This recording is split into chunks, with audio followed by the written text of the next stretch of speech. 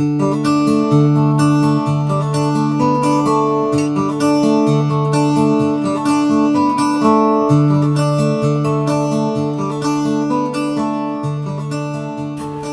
John Gallagher from LearningHerbs.com and Mountain Rose Herbs, and welcome to Herbal Basics. Today we're going to make a tincture. Tinctures are made by infusing herbs in alcohol, also sometimes known as herbal extracts. The alcohol will extract many of the medicinal constituents of the herbs, including alkaloids and flavonoids. Because 100 proof vodka is 50% alcohol and 50% water, tincturing a plant will also extract water-soluble constituents like glycosides and saponins. Making a tincture is a great way of preserving these medicinal constituents since they will last on your shelf for several years.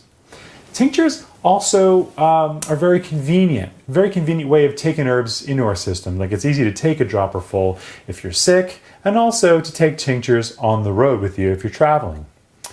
We're going to make an alcohol-based tincture with valerian using a simple folk method of tincture making. There are many ways to make herbal tinctures, and we'll be just focusing on one simple way for our lesson today.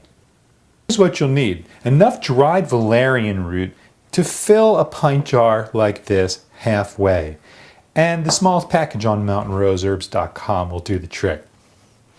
And you'll need enough 100 proof vodka to fill up the pint jar all the way.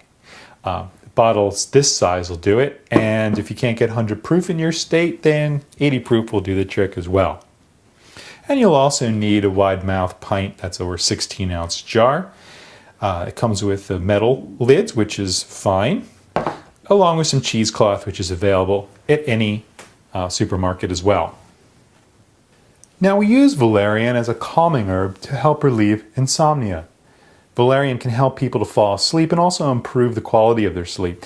It is also an herb that can be useful to help ease hyperactivity and anxiety. Now, for a small percentage of people, valerian can cause hyperactivity. So if this is the case in you and you try this and that's what happens, then you can use the tincturing method above with most herbs. So use this as an educational experience, and then you can try another herb if valerian doesn't work for you. And you can also do some research to find other ways to use this valerian tincture.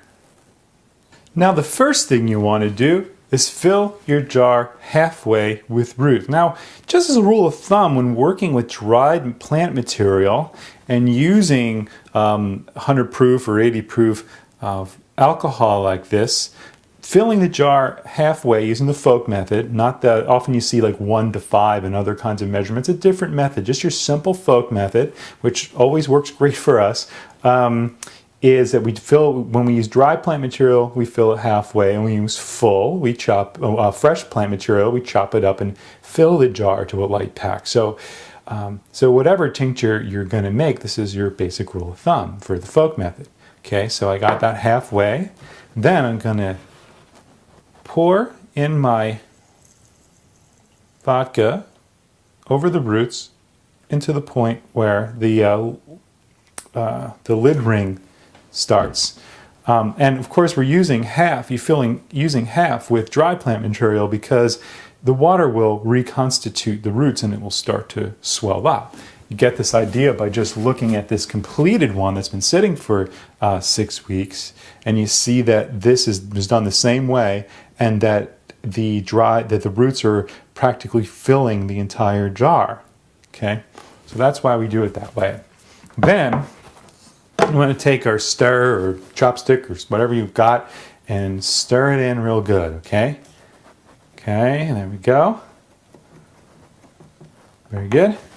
Then you'll probably need to top it a little more with some more vodka. Okay.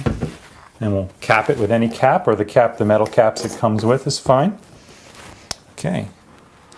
Next, we want to label our jar, put valerian. Then I like to put the botanical name, it helps me learn it, Valeriana officinalis. Okay.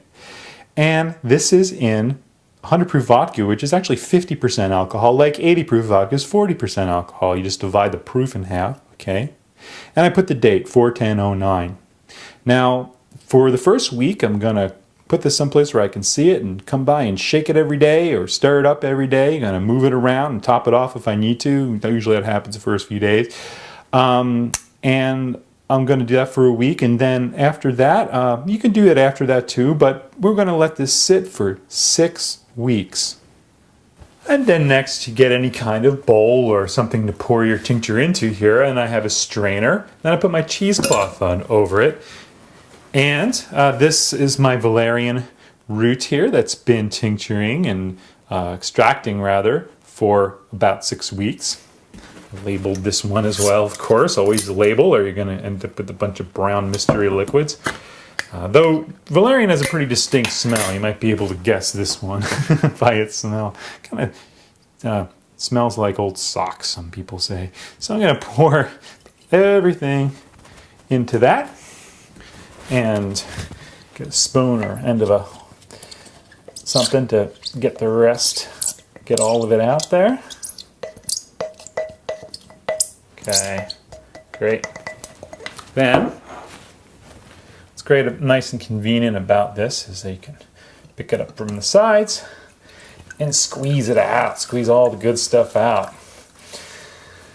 I've been doing this for a while and I don't even have a tincture press, so if you're really into it and you're making them professionally or whatever, you may want to get a tincture press. It can save your hands a lot, but I don't make too many tinctures, so this usually does it.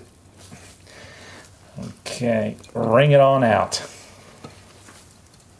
And then you can, of course, compost. You can wring and clean this cheesecloth out, and you can reuse it if you want, or you can put this in the just make sure you always compost your plant material when you're finished.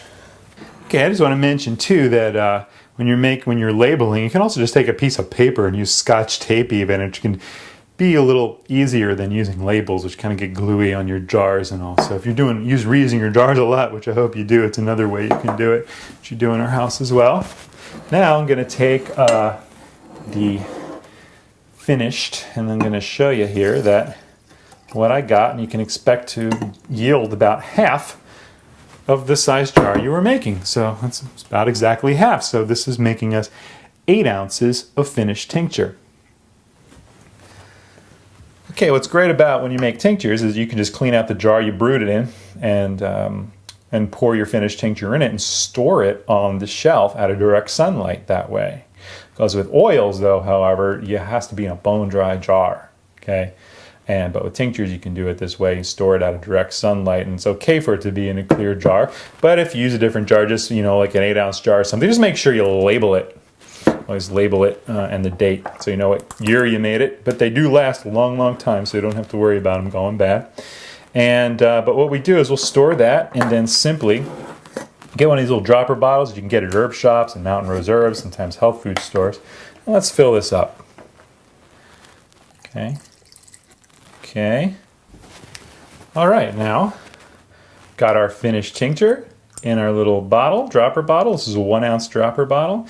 And that's what about a dropper full looks like.